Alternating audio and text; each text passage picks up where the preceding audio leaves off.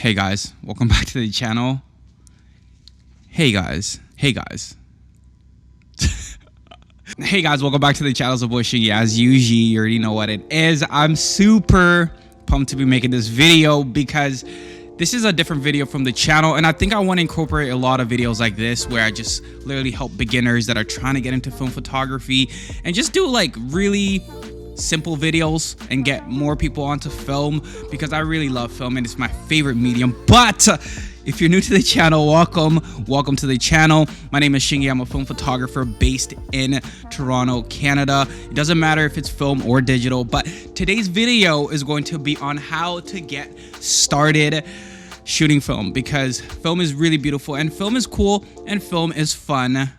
And everybody needs to shoot film, especially if you're a photographer. You definitely need to get an experience shooting film because it's gonna change your life, like absolutely change your life. But before we get started with the video, I just wanted to say that these are my own experiences. You don't have to go through this path or do the exact same things that I did, but I found that taking the process that I took actually helped me a lot, because it got me, one, into film and not frustrated with film, and two, it got me enjoying shooting film, and three, it made me ease into shooting film full-time and no digital. So today we're gonna talk about that. So the first thing I actually did is I actually started with a point and shoot camera.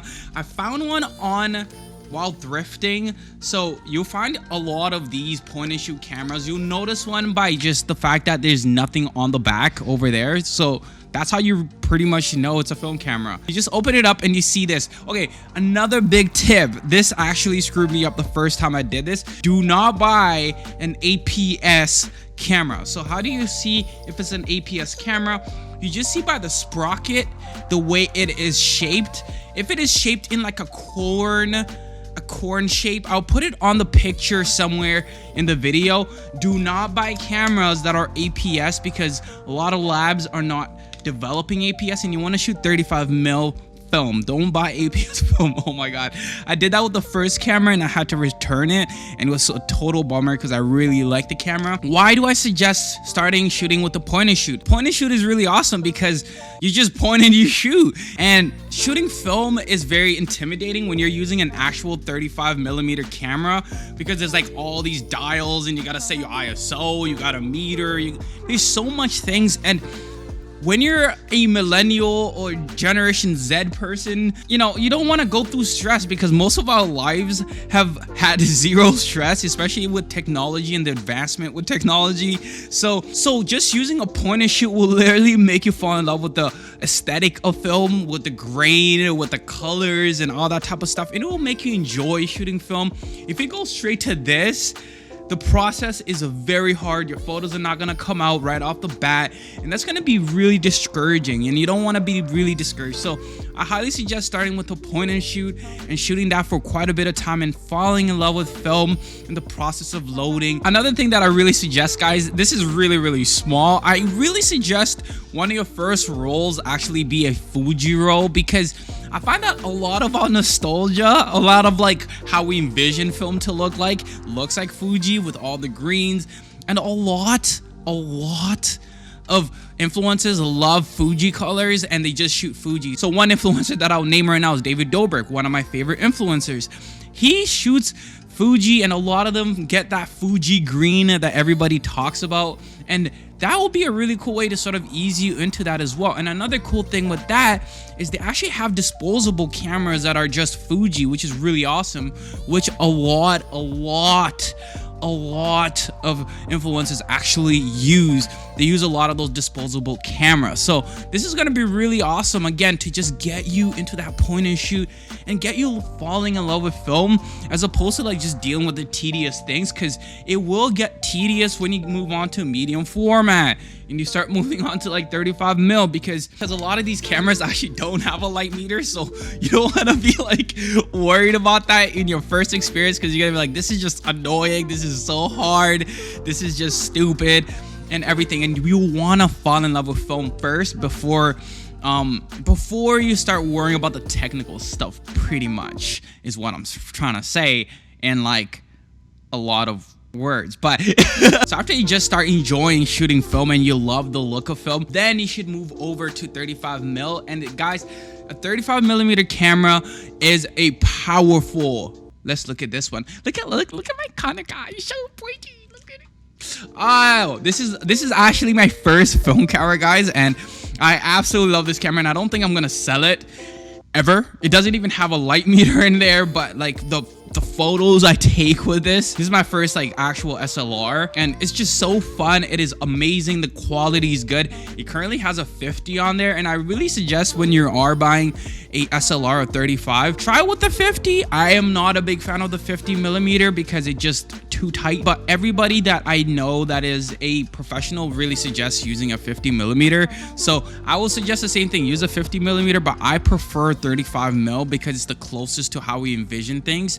I think our eyes are 27mm. I'm not quite sure, but I think it's 27mm or 17. I'm not quite sure, but either way, that's why I like 35mm, because it's one of the closest things to your eyes and how you see the world. So I really want my photos to look realistic. That's why I like 35mm. And you can start doing a professional level of photography with this, because now you get aperture, lower apertures, and you could get different lenses, lower apertures and high aperture. I'm just dumbing it all down for everybody. I like videos that are dumbed down, so like just dumbing it down. So what I'm talking about is that 1.8. This is what gets the nice juicy bokeh, you know, the juicy bokeh. The thing that everybody tries to name, right? Bokeh. I think bokeh has like all the different names for it, but it's pretty crazy. But yeah, with 35mm, you're pretty much set. After you move on to this, you can start shooting professionally with just 35mm. And I really highly suggest getting a scanner. One of the scanners I really do suggest is a Plus Tech. This scanner is really, really awesome because literally the quality you get out of there is pretty much the same as what you get out of a lab. So it's really, really good, like a really good scanner. I really don't suggest scanning 35mm with the Epson V600 series or any of the Epson flatbed scanners because they're just not good. They're not, for 35mm, it's not good quality.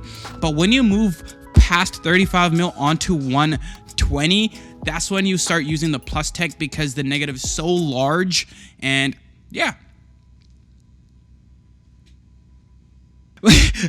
So I just wanted to end it on 35mm SLRs because I think that's pretty much the pinnacle of like getting into film. Once you start shooting your SLR, you're pretty much hooked onto film, and then that's when you're gonna start looking into other things like medium format if you're a professional. That being said, guys, I'm still gonna suggest a medium format camera for everybody that is gonna try to get into medium format, and I really suggest going into 645.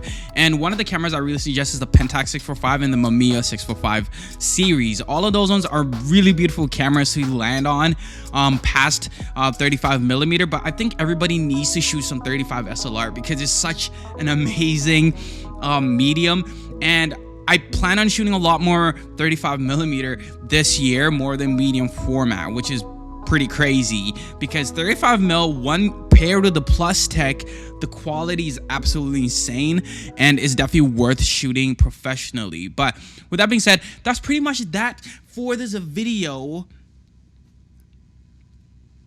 If you're new to the channel, hit the subscribe button if you want to see more videos from me. Why would you not want to see videos from me? Like, you're actually crazy if you really don't want to see videos from me. Like, you're actually crazy. But if you want to see more videos from me, hit the subscribe button. If you like this video, like the video. If you don't like the video, double click the dislike button. And that's pretty much that, guys. You already know. It's your boy Shingy. I'm excited. There's all lot of new stuff coming to the channel. And again, guys, I'm going to implement a lot of these videos onto the channel where I just do things that are helpful as well as things that I like, primarily the things that I like.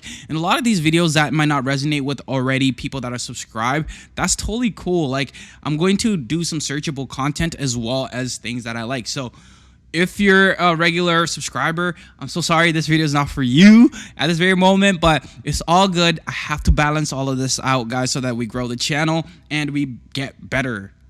But that's pretty much that, guys. It's a boy Shingy as usual. Peace.